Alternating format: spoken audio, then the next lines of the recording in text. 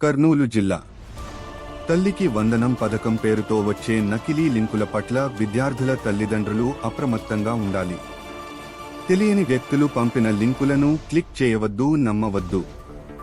Cyber నేరగాళ్ల చేతిలో మోసపోవద్దు. వ్యక్తిగత వివరాలు, ఓటీపీలు ఎవరికీ పంచుకోవద్దు.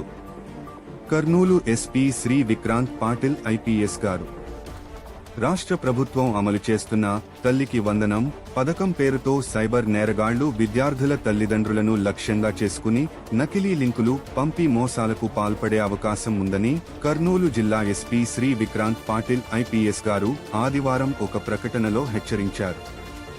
పథకానికి సంబంధించిన దరఖాస్తులు, అర్హత వివరాలు, నగదు జమ తదితర అంశాల పేరుతో వాట్సాప్, ఎస్ఎంఎస్ లేదా సోషల్ మీడియా ద్వారా వచ్చే అనుమానాస్పద లింకులను క్లిక్ చేయవద్దని సూచించారు. అటువంటి లింకుల ద్వారా బ్యాంకు ఖాతా వివరాలు, ఆధార్ నంబర్, ఓటీపీలు, పాస్వర్డ్లు వంటి వ్యక్తిగత సమాచారాన్ని సేకరించి సైబర్ మోసాలకు పాల్పడే ప్రమాదం ఉందన్నారు.